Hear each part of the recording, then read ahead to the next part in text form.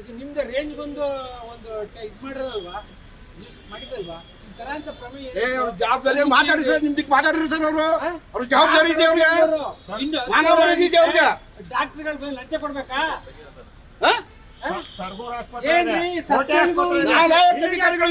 ಮೊದಲನೇ ಪ್ರಶ್ನೆ ಇಲ್ಲೇ ಆಗ್ತದ್ರಿ ಸರ್. ನಮ್ಗೆ ಅಷ್ಟು ಕುದಿತದ ಸರ್. ಒಬ್ಬ ರೈತ ಸತ್ರ ಬೆಲೆ ಇಲ್ಲ ಅವ್ನಿಗೆ, ಮಾನವ ಮರಿದಿದೆ ಅವ್ರಿಗೆ, ಇದು ಅರಣ್ಯ ಇಲಾಖೆ ಅವ್ರಿಗೆ ಗಾಡು ಆರ್ಯಪ್ಪು ಹೊಂದಾಣಿಕೆ ಅಯೋಗ್ಯ ಅವ್ರಿಗೆ ಮಾನವ ಮರಿದಿದೆಯಾ? ಒಬ್ಬ ರೈತ ಸತ್ವದ ಒಟ್ಟ ಉರಿತಿರ್ತಕ್ಕಂಥ ನಮ್ಗೆ ನಿಮ್ಗೆ ಗೊತ್ತು. ನಿಮ್ಮ ಇಲಾಖೆ ಸತ್ಬಿಟ್ರೆ ಅಯೋಗ್ಯ ತಕೊಂಡ್ಬಂದು ಮಾನವ ಮರಿದಿದೆಯಾ ನಿಮ್ಗೆ? ಅರಣ್ಯ ಇಲಾಖೆ ಅವ್ರಿಗೆ ಸರ್. ಸರ್ ನನ್ಗೆ ಒಂದು ಸಣ್ಣ ಕೇಳ್ಬಿಡ್ತೀನಿ, ಮಹಾರಾಷ್ಟ್ರ ಬೆಟ್ಟದಲ್ಲಿ ಉಳಿಸೋದು ಏನ್ ಕಾನೂನು ಏನೇನ್ ಮಾಡ್ಬೇಕು ಮಾಡಿದ್ರಲ್ವಾ? ಇವತ್ತು ಯಾರ ಮೇಲೆ ಕೇಸ್ ಹಾಕೋ, ಇಮೇಲ್ ಕೇಸ್ ಹಾಕವ ತಗೋಬೇಕು, ಪೊಲೀಸರು ಕರೀಸಿ ಇಮೇಲ್ ಕೇಸ್ ಹಾಕ್ತೀವಿ ಸರ್, ಇಮೇಲ್ ಕೇಸ್ ಹಾಕ್ತೀವಿ. ಕೇಸ ತರಾಂತ ಪ್ರಮೇಯ ಏನಿದೆ?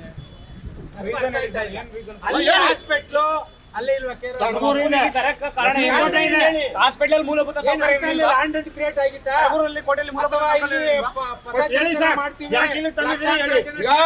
ಮಾಹಿತಿ ಕೊಡೋಣ ಸರ್. ಬೇಡ ಎಲ್ಲಿ ಪೊಲೀಸರಲ್ರಿ ಅವರು?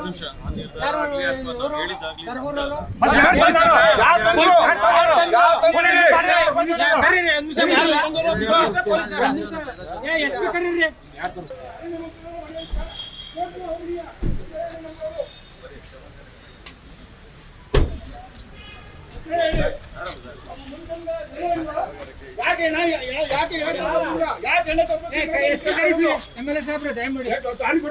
ಬಾಡಿ ತರ ಅಂತ ಪ್ರಮೇಯ ಏನಿತ್ತು ಇಲ್ಲಿ? ಡಾಕ್ಟರ್ಗಳಿಲ್ವಾ? ಜುರಿಸ್ಡಿಕ್ಷನ್ ಇದೆಯಲ್ಲ ಸರ್, ಇಲ್ಲಿ ಬಾಡಿ ತರ ಅಂತ ಪ್ರಮೇಯ ಏನಿದೆ? ನಿನ್ನೆ ಸತ್ತಿದ್ದಾನೆ, ಇಲ್ಲಿವರೆಗೂ ಆ ಪ್ರೋಸೆಸ್ ಆಗಿಲ್ಲ. ನನ್ನ ಮೊದಲ ಪ್ರಶ್ನೆ, ಇಲ್ಲಿ ಬಾಡಿ ತರ ಏನಿದೆ? ಇಲ್ಲಿ ಲ್ಯಾಂಡ್ ರೇಟ್ ಮೇಂಟೈನ್ ಮಾಡ್ಬೇಕಾಯ್ತಾ? ಲಕ್ಷಾಂತರ ಜನ ಇದ್ದಾರೆ ಅಲ್ಲಿ. ಹೇಳಿ MLA ಸಾಹೇಬ್, ನಿಮ್ಮ ಜುರಿಸ್ಡಿಕ್ಷನ್ ಅಲ್ವಾ? ಕರಿಸಿ, ಯಾರು ಎಷ್ಟು ಕರಿಸಿ, ಯಾರು ಕರಿಸಿ.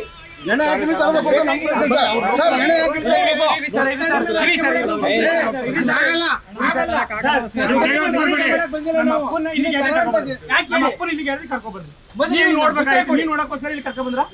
ನಮ್ಮ ಅಪ್ಪನ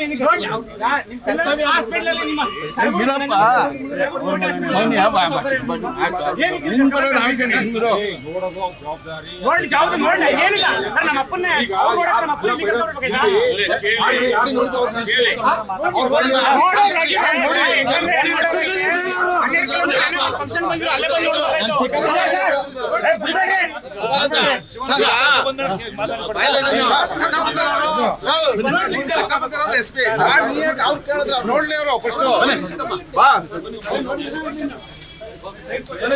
ನೋಡ್ಲಿ ಅವ್ರ ಕರೆ ನೋಡ್ಲಿ. ಇಲ್ಲಿ ತನಕ ಯಾಕೆ ಸರ್ ಬರ್ಬೇಕಿತ್ತು? ಮೈಸೂರು ಇಲ್ಲ ವಿಧಾನಸೌಧ ಹೋಗೋಣ, ಅಲ್ಲೇ CM ನೋಡ್ಬಿಟ್ಟು ಕಳಿಸ್ಲಿ. ಒಂದು ನಿಮಿಷ ನನಗೆ ಇಲ್ಲಿ ಬಾಡಿ ಗೊತ್ತಿಲ್ಲ ಹೇಳಿ.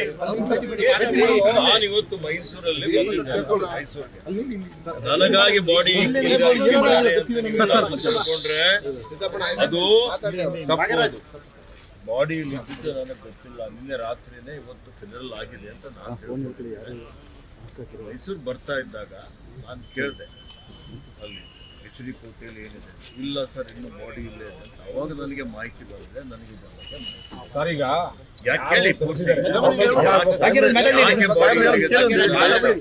ಯಾಕೆ ವಿಳಂಬ ಆಗಿದೆ, ಏನಾಗಿದೆ ಅಂತ ಇದ್ರ ಬಗ್ಗೆನೂ ನಾನು ತಿಳ್ಕೊತೇನೆ. ಇದ್ರ ಬಗ್ಗೆ ತನಿಖೆನೂ ಮಾಡಿಸ್ತೇನೆ. ತನಿಖೆ ಮಾಡಿ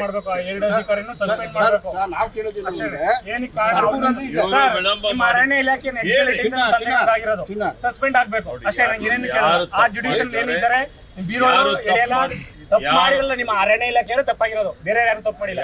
ಪೊಲೀಸ್ ಇಲಾಖೆ ತಪ್ಪಾಗಿಲ್ಲ, ಅರಣ್ಯ ಇಲಾಖೆ ಯಾರೇ ತಪ್ಪು ಮಾಡಿದ್ರು, ಯಾರು ತಪ್ಪು ಮಾಡಿದ್ರು ಅವರು ನಿಯಮಕ್ಕೆ ಮೀರಲ್ಲ, ಕಾನೂನು ಮೀರಲ್ಲ ಅಂತವ್ರೆಲ್ಲರ ಮೇಲೆ ಹಿಂದೆನೂ ಕ್ರಮ ತಗೊಂಡಿದ್ದೇವೆ, ಇವತ್ತಿಗೂ ಕ್ರಮ ತಗೊಳ್ತೇವೆ. ಇಲಾಖೆ ಕ್ರಮ ತಗೊಂಡಿದ್ರೆ ನೀವು ಒಂದು ಬೋನ್ ಇಡ್ಬೋದು ಸರ್. ನಮ್ಮ ಜಮೀನ್ ನಿಮ್ ಕಾಡ್ಗೆ ಹೋಗಿಲ್ಲ, ನಮ್ಮ 25 ಕಿಲೋಮೀಟರ್ ನಮ್ಮ ಜಮೀನಿಗೆ ಬಂದಿರೋದು ನಿಮ್ಮ ಪ್ರಾಣಿ. ನಾವು ಹೋಗಿಲ್ಲ ಅಲ್ಲಿಗೆ, 25 ಕಿಲೋಮೀಟರ್ ನಮ್ಮಲ್ಲಿ ಬಂದಿರೋದು. ನಮ್ದು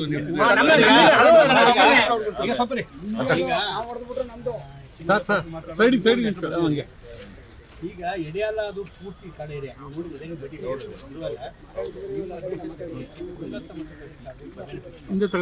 ನಮ್ಮೂರಿನಲ್ಲಿ ಆಯ್ತಲ್ಲ ಅವತ್ತು ಅದಕ್ಕೆ ನಾನು ಸಭೆ ಕರೆದಿದ್ದೇನೆ. ಸಭೆ ಕರೆದು ಇದಕ್ಕೆ ಏನೇನು ಮುಂಜಾಗ್ರತೆ ಕ್ರಮ ಏನೇನು ತೆಗೆದುಕೊಳ್ಳಬೇಕು ಅವೆಲ್ಲ ತೆಗೆದುಕೊಳ್ಳಿಕ್ಕೆ ಸಭೆ ಮಾಡ್ತಾ ಇದ್ದೇನೆ. ಸಾಯಂಕಾಲದವರೆಗೆ ತೀರ್ಮಾನ ಮಾಡಿ ಎಲ್ಲರಿಗೂ ಮಾಹಿತಿ ಕೊಡಿ ಅಂತ ಹೇಳ್ತೇನೆ. ನನ್ನ ತಂದೆಗಾದಾಗ ಬೇರೆಯವ್ರಿಗೆ ಆಗ್ಬಾರ್ದು ಸರ್. ಇವತ್ತು ಆಗಿದೆ ಅಲ್ವಾ, ನಮ್ಮ ಅಪ್ಪಂಗೆ ಆಗಿದೆ ಅಲ್ವಾ, ಇನ್ನು 2 ದಿನ 3 ದಿನ ಕಾರ್ಯ ಎಲ್ಲ ಮುಗಿದ್ಮೇಲೆ ನಾನು ಅದೇ ಜಾಗಕ್ಕೆ ಹೋಗ್ತೀವಿ. ನಮ್ಗೆ ಅಲ್ಲೇ ಜೀವನ ಇರೋದು, ಅಲ್ಲೇ ಕೆಲಸ ಮಾಡಬೇಕು. ಅದು ನನ್ನ ಆದಾಗ ನನಗೂ ಆಗ್ಬಾರ್ದು, ಬೇರೆಯವ್ರಿಗೂ ಆಗ್ಬಾರ್ದು. ಯಾರಿಗೂ ಆಗ್ಬಾರ್ದು. ವ್ಯವಸ್ಥೆ ಮಾಡಬೇಕಾಗಿದೆ. ನಿಮ್ಮ ಜೊತೆ ಖುದ್ದಾಗಿ ಮಾತನಾಡ್ತಾನೆ.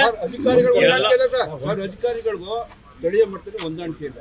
ಗಾರ್ಡ್ ಇರ್ಬೋದು, RF ಇರ್ಬೋದು, ACF ಇರ್ಬೋದು, DF ಇರ್ಬೋದು, ಯಾರಿಗೂ ಹೊಂದಾಣಿಕೆ ಇಲ್ಲ. ಈ ಹೊಂದಾಣಿಕೆ ಈಗ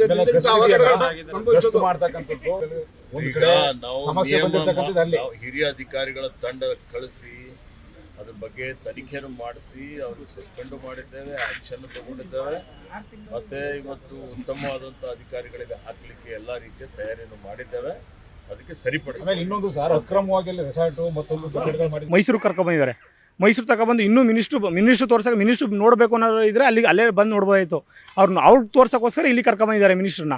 ನಾವು ಅದನ್ನೇನು ಕೇಳ್ತಿಲ್ಲ. ಅವ್ರ ಪರಿಹಾರನೂ ಬೇಡ, ಅವ್ರ ಚೆಕ್ಕು ಬೇಡ, ಮಿನಿಸ್ಟ್ರು ಬಂದು ನೋಡೋದು ಬೇಡ. ನಮ್ಮ ಅಪ್ಪನ ನನ್ನ ಕೈ ಕೊಟ್ಬಿಟ್ಟು ಸಾಕು, ನಾನು ಕರ್ಕೊಂಡು ಹೋಗ್ತೀನಿ. 40-50 ಕಿಲೋಮೀಟ್ರ್ ನಮ್ಮ ಅಪ್ಪನ ಶವ ತಗೊಂಡು ಇಲ್ಲಿ ಕರ್ಕೊಂಬಂದಿದ್ದಾರೆ ಮಿನಿಸ್ಟ್ರು ನೋಡೋಕ್ಕೋಸ್ಕರ. ನಮ್ಗೆ ಆ ಅವಶ್ಯಕತೆ ಇಲ್ಲ. ನಮ್ಮ ಅಪ್ಪನ ನನ್ನ ಕೈ ಕೊಟ್ಟರೆ ಸಾಕು, ಅವ್ರ ಪರಿಹಾರನೂ ಬೇಡ, ಚೆಕ್ಕು ಬೇಡ. ಮಿನಿಸ್ಟ್ರನ್ನ ಏನೋ ಒಂದು ಫಂಕ್ಷನ್ ಇತ್ತು, ಸರಗೂರು ತಾಲೂಕು ಬಂದಿದ್ರು, ಜಸ್ಟ್ 12 ಕಿಲೋಮೀಟ್ರ್ ಅಷ್ಟೇ. ನೋಡಬೇಕು ಅನ್ನೋರು ಇದ್ದಿದ್ರೆ ಬಂದು 12 ಕಿಲೋಮೀಟ್ರಲ್ಲಿ ಬಂದು ನೋಡ್ಬೋದಾಯಿತು. ಈಗ ಅದು ನೋಡೋಕ್ಕಲ್ಲ, ಏನು ಬರೋಕ್ಕಾಗಿಲ್ವೋ ಏನೋ, ಏನಿತ್ತು ಅನ್ನೋ ಗೊತ್ತಿಲ್ಲ. ನಮ್ಮ ಅಪ್ಪನ್ನೇ ಇಲ್ಲಿ ಕರೆಸ್ಕೊಂಡಿದ್ದಾರೆ ನೋಡೋಕ್ಕೋಸ್ಕರ. ಇದು ಸರಿ ಅನಿಸ್ತಾ ಇಲ್ಲ ನಮಗೇನೆ. ಅಧಿಕಾರಿಗಳು ಅವರಿಬ್ಬರು ಸಸ್ಪೆಂಡ್ ಆಗಬೇಕು. ಅಧಿಕಾರಿಗಳು ಉಳಿಸೋಕ್ಕೋಸ್ಕರ ಪೊಲೀಸ್ ಇಲಾಖೆಯೂ ಸುಧಾ ಹಿಂಗೆ ಆಡ್ತಾ ಇರ್ತಾರೆ. ಶವ ಸಂಸಾರಕ್ಕೆ ಅಂದ್ಬಿಟ್ಟು ಸರಗೂರ್ಗೂ ಕೋಟೆ ಕರ್ಕೋಗ್ತೀನಿ ಅಂತ ಹೇಳಿ ಮಿಡ್ನೈಟಲ್ಲಿ ಮೈಸೂರು ಕಡೆ ಕರ್ಕೊಂಬಂದಿದ್ದಾರೆ. ಅವರು ಇನ್ನೂ ಗೊತ್ತಿಲ್ಲ. ಮಿನಿಸ್ಟ್ರು ಬಂದು ನೋಡಬೇಕು ಅಂತ ಹೇಳ್ತಿದ್ದಾರೆ. ಮಿನಿಸ್ಟ್ರು ಬಂದು ನೋಡೋಕ್ಕೋಸ್ಕರ ಅಂತ ಇಲ್ಲಿ ಕರ್ಕೊಬಂದಿದ್ದಾರೆ ಅಂತ ಹೇಳ್ತಾರೆ. ನಮ್ಗೆ ಅವ್ರ ಪರಿಹಾರನೂ ಬೇಡ ಸರ್, ಏನೂ ಬೇಡ. ನಮ್ಮ ಅಪ್ಪನ ನನ್ನ ಕೈ ಕೊಡಲಿ, ನನ್ನ ಊರಿಗೆ ಕರ್ಕೋಬೇಕು, ನಮ್ಮ ಅಮ್ಮ ಅವರೆಲ್ಲ ನೋಡಬೇಕು, ಅಷ್ಟೇ ನಾನು ಕೇಳ್ಕೊಳ್ಳೋದು. ಸರಗೂರಲ್ಲೂ ಇದೆ, HD ಕೋರ್ಟಲ್ಲೂ ಇದೆ. ತುಂಬ ಕೇಸಸ್ ಹಂಗೆ ಆಗಿ ಮಾಡಿದ್ದಾರೆ. ಇವ್ರು ಬೇಜವಾಬ್ದಾರಿ ಸರ್, ಇವ್ರ ರೆಸ್ಪಾನ್ಸಿಬಿಲಿಟಿನೇ ಇಲ್ಲ.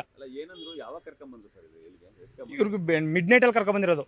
ಅಲ್ಲಿ ಬಿಡ್ತಾ ಇರಲಿಲ್ಲ ನಾವು. ನಮ್ಮ ಅಪ್ಪನಿಗೆ ಆದಂಗೆ ನಮ್ಮ ಇನ್ನೂ ಬೇರೆ ಅಪ್ಪನಿಗೆ ಆಗಬಾರ್ದು. ನಮ್ಮ ರೈತರಿಗೆ ಸರ್, ನಮ್ಮದು ಈಗ ನಮ್ಮ ಅಪ್ಪ ಸತ್ತೋಯ್ತು ಅಂದ್ಬಿಟ್ಟು ನಾವು ಬಿಡೋಲ್ಲ ಅಲ್ಲಿಗೆ. ನಾಳೆ ಬೆಳಗ್ಗೆ ಆದ್ರೂ ಅಲ್ಲಿ ಜಾಗಕ್ಕೆ ಹೋಗಬೇಕು. ನಾಳೆ ಇಲ್ಲ ಅಂದ್ರೆ ನಾಳಿದ್ದು ಅಲ್ಲಿಗೆ ಹೋಗ್ತೀವಿ. ನಂತರ 10 ಜನ ರೈತರು ಇರ್ತಾರೆ. ಅದೇನೋ ನಾವು ಕಾಡ್ಗೆ ಹೋಗಿಲ್ಲ. ಅದೇ 25-30 ಕಿಲೋಮೀಟ್ರ್ ಬಂದಿರೋದು, ನಮ್ಮ ಜಮೀನು ಹತ್ರ ಬಂದಿರೋದು. ನಾವೇನು ಅಲ್ಲಿಗೆ ಹೋಗಿಲ್ಲ, ನಮ್ಮ ಜಮೀನು ಹತ್ರನೇ ಬಂದಿರೋದು, ದಾಳಿಯಾಗಿರೋದು. ನಮ್ಮ ಅಪ್ಪನಿಗಾದಂಗೆ ಇನ್ನು ಬೇರೆಯವ್ರಿಗೆ ಆಗಬಾರ್ದು, ಅಷ್ಟೇ ನಾವು ಕೇಳೋದು. ಅವ್ರ ಪರಿಹಾರನೂ ಬೇಡ, ಏನೂ ಬೇಡ. ಆ ಇಬ್ಬರು ಆಫೀಸರು ಸಸ್ಪೆಂಡ್ ಆಗಬೇಕು. ಬೇಜವಾಬ್ದಾರಿ ಮಂತ್ರಿನೇ ಸರಿ ಇಲ್ಲ, ಮಿನಿಸ್ಟ್ರೇ. ಅದೇ ಅವ್ರ ಅಧಿಕಾರಿಗಳು ಆಮೇಲೆ ಪೊಲೀಸ್ ಇಲಾಖೆಯವರು ಏನಂತ ಹೇಳ್ತಾರೆ ಅಂತ, ಎಲ್ಲೆಲ್ಲೋ ಗುಂಡಿ ತೆಗೆದೆಲ್ಲ ಶವ ಮಾಡಿ ತೆಗಿತೆ ಅಂತ ಚೆಕ್ ಮಾಡ್ತಿದ್ದಾರೆ. 12 ಅವರ್ಸ್ ಆದರೆ ಸಿಗಲ್ಲ, ವಿಟ್ನೆಸ್ ಸಿಗಲ್ಲ. ಯಾಕಂದ್ರೆ ಏನೋ ಇದಾಗಿದೆ, ದಾಳಿ ಆಗಿರೋದು ಗೊತ್ತಿಲ್ವ ಅವ್ರಿಗೆ. ವಿಟ್ನೆಸ್ ಸಿಗಲ್ಲ, ಮಾಜಾರ್ ಮಾಡೋಕ್ಕಾಗಲ್ಲ ಅಂತ ಏನೇನೋ ಕತೆ ಹೇಳ್ತಾರೆ, ಹೊಸ ಕಾನೂನು ಹೇಳ್ತಾರೆ. ನಾವು ಕಂಪ್ಲೇಂಟ್ ಕೊಟ್ಟರು ತಗೊಂಡಿಲ್ಲ, ಅವರು ಇಸ್ಕೊಂಡಿದ್ದಾರೆ. ಅದಕ್ಕೆ ನಮ್ಗೆ ಅಕ್ಲೈಮೆಂಟ್ ಕೊಡಿ, ಇನ್ನೊಂದು ಕಂಪ್ಲೇಂಟ್ ಕೊಡಿ ಅಂತ ಹೇಳ್ತಾರೆ. ಅಲ್ಲೇ ಸರ್ಕಲ್ ಅವರು, ಇನ್ನೊಬ್ರು ಸುಮಾರು 5-6 ಸರ್ಕಲ್ ಇನ್ಸ್ಪೆಕ್ಟರ್ ಬಂದಿರು, ಸುಮಾರು ಪೊಲೀಸ್ ಅವ್ರು ಬಂದಿರು. ಅವ್ರ ಹೆಸರು ಹೆಂಗೆ ಕೇಳೋಲ್ಲ, ಇದಾಗಲ್ಲ. ಸರಗೂರು, ಕೋಟೆ ಎಲ್ಲ, ಬಿದ್ರಳ್ಳಿ ಎಲ್ಲ ಬಂದಿರು ಇನ್ಸ್ಪೆಕ್ಟರ್ ಶಿವಾನಂದ್ ಅಂತ. ಸರ್, MD ಫೊರೆನ್ಸಿಕ್ ಅವ್ರ ಎಕ್ಸ್ಪರ್ಟ್ ಒಪಿನಿಯನ್ ಬೇಕು ಅಂತ ಅಂದರೆ ಅವರು ಒಬ್ಬರನ್ನ ನಾವು HD ಕೋಟೆಗೋ ಹುಣಸೂರು ಆಸ್ಪತ್ರೆಗೋ ಕರ್ಕೊಂಡೋಗಿ ಫೊರೆನ್ಸಿಕ್ ಮಾಡೋದನ್ನ ನೋಡಿದ್ದೀನಿ ಸರ್. ಇಲ್ಲಿಗೆ ಬಂದ್ಬಿಟ್ಟು ಶವ ಪಂಚನಾಮೆ ಮಾಡ್ತಾರಂತ ಅಂದರೆ ಇದು ಆಶ್ಚರ್ಯ ಸರ್. ಸರ್, ಯಾರೋ ಒಬ್ಬ ಮಿನಿಸ್ಟ್ರು ನೋಡ್ಬೇಕಂತ ಹೇಳ್ಬಿಟ್ಟು ಇಲ್ಲಿ ಕರ್ಕೊಂಬಂದಿರೋದು ಇದು ಅಕ್ಷಮ್ಯ ಅಪರಾಧ ಸರ್. ಈ ಕಾಡಂಚಿನ ಗ್ರಾಮಸ್ಥರುಗಳಿಗೆ ಇವತ್ತಿಂದಲ್ಲ ಸರ್, ಹಲವಾರು ವರ್ಷಗಳಿಂದ ಕಾನ್ಫ್ಲಿಕ್ಟ್ ಆಯ್ತಾ ಇರೋದು. ಇದಕ್ಕೆ ಕಾರಣ ಇಷ್ಟೇನೆ, ಅಲ್ಲಿ ಏನು ಅದು ಬಂಡೀಪುರ ಮತ್ತು ನಾಗರಹೊಳೆ ಅಭಯಾರಣ್ಯ ಐತೆ, ಅದರೊಳಗಡೆ ಎಲ್ಲ ಕಾಡು ಭೂಮಿಗಳನ್ನ ಈ ರಾಜಕಾರಣಿಗಳು, ಪ್ರಭಾವಿ ವ್ಯಕ್ತಿಗಳು ಒತ್ತುವರಿ ಮಾಡ್ಕೊಂಡವ್ರೆ. ಸೊ ಕಾಡಿಂದ ಕಾಡು ಪ್ರಾಣಿಗಳು ಅದಕ್ಕೆ ಅರಣ್ಯ ಬಿಟ್ಟು ಹೊರಗಡೆ ಬರ್ತಾ ಇರೋದು, ರೈತರ ಮೇಲೆ ದಾಳಿ ಆಯ್ತಾ ಇರೋಂಥದ್ದು. ಅಲ್ಲಿ ನಿಮಗೆ ಜಾರ್ಜ್ ಮಗನೇ ಒಂದು 50 ಎಕರೆ ಒತ್ತುವರಿ ಮಾಡ್ಕೊಂಡು ರೆಸಾರ್ಟ್ ಮಾಡಿರೋಂಥದ್ದು, ಸತೀಶ್ ಜಾರಕಿಹೊಳಿ ಅವ್ರು ಮಾಡಿರೋಂಥದ್ದು, DK ಶಿವಕುಮಾರ್ ಮಾಡಿರೋಂಥದ್ದು, ಜಮೀರ್ ಅಹಮದ್ ಮಾಡಿರೋಂಥದ್ದು. ಇಷ್ಟೆಲ್ಲ ಅವ್ರುಗಳೆಲ್ಲ ಪ್ರಭಾವಿ ವ್ಯಕ್ತಿಗಳು ಅರಣ್ಯದೊಳಗಡೆ ಸೇರ್ಕೊಂಡಿರೋದ್ರಿಂದ ಕಾಡು ಪ್ರಾಣಿಗಳು ಆಚೆ ಬರ್ತಾ ಇದೆ ಸರ್. ಈ ಮುಗ್ಧ ರೈತರುಗಳಿಗೆ ಇವಾಗ ಈ ರೀತಿ ದಾಳಿ ಮಾಡಿ ಅವರೆಲ್ಲ ಅನ್ಯಾಯವಾಗಿ ಅಮಾಯಕರು ಸಾವು ಈಡಾಯ್ತವ್ರೆ. ಸೊ ಇದು clear cut negligence of forest department sir, ಅಲ್ಲಿ ಲೋಕಲ್ ACF ಮತ್ತು RF ಕರೆಕ್ಟಾಗಿ ಕೋಂಬಿಂಗ್ ಆಪರೇಷನ್ ಮಾಡಿ ಅವ್ರು ಏನು ಅದು ಹುಲಿನ ಸೆರೆ ಹಿಡಿಯೋಕ್ಕೆ ಕೇಜಸ್ ಇಡಬೇಕಾಗಿತ್ತು, ಟ್ರ್ಯಾಪ್ಗೆ ಡ್ರೋನ್ ಬಳಸಬೇಕಾಗಿತ್ತು, 144 ಸೆಕ್ಷನ್ನ ಜಾರಿ ಮಾಡಬೇಕಾಗಿತ್ತು. ಈ ರೀತಿ ಸ್ಟ್ಯಾಂಡರ್ಡ್ ಆಪರೇಟಿಂಗ್ ಪ್ರೊಸೀಜರ್ ಏನು SOP ಐತಿ 2013ರಲ್ಲಿ ಮಾಡಿರೋಂಥದ್ದು ಕೇಂದ್ರ ಸರ್ಕಾರದ ಗೈಡ್ಲೈನ್ಸ್ ಪ್ರಕಾರ ಅವ್ರು ಕೆಲಸ ಮಾಡಿದರೆ ಇವತ್ತು ಈ ಸಾವನ್ನ ಸಂಭವಿಸ್ತಾ ಇರಲಿಲ್ಲ ಸರ್. ಆ ACF ಮತ್ತು RF ಅವ್ರ ನೆಗ್ಲಿಜೆನ್ಸಿಯಿಂದ ಈ ಸಾವು ಆಗಿರೋಂಥದ್ದು. 106 BNS ಒಳಗಡೆ ಇದು ಅಕ್ಷಮ್ಯ ಅಪರಾಧ. ಸೊ ದಟ್ ಅವ್ರ ಮೇಲೆ ಕ್ರಮ ತಗೊಳ್ಳಿ ಅಂತೇಳಿ ನಾವು ಕಂಪ್ಲೇಂಟ್ ಕೊಟ್ಟಿದ್ದೀವಿ. ನಮ್ಮ ಕಂಪ್ಲೇಂಟ್ ಸ್ವೀಕರಿಸೋದಿರಲಿ, ನಮ್ಮ ಕಡೆ ಅವರು ಗಮನನೇ ಕೊಡ್ತಾ ಇಲ್ಲ. ಮಿನಿಸ್ಟ್ರು ಬರ್ತಾರೆ ಅಂತ ಹೇಳ್ಬಿಟ್ಟು ಸರ್ಗೂರಿಂದ ಮೈಸೂರಿಗೆ ಡೆಡ್ ಬಾಡಿ ತಗೊಂಡು ಬಂದು ಇಲ್ಲಿ ಪಂಚನಾಮೆ ಮಾಡ್ತಾರಂತೆ ಸರ್. ಇದು ಮೋಸ ಸರ್. ಇದು ಸರ್ ರವಿಕುಮಾರ್ ಅಂತ ಅಡ್ವೊಕೇಟ್.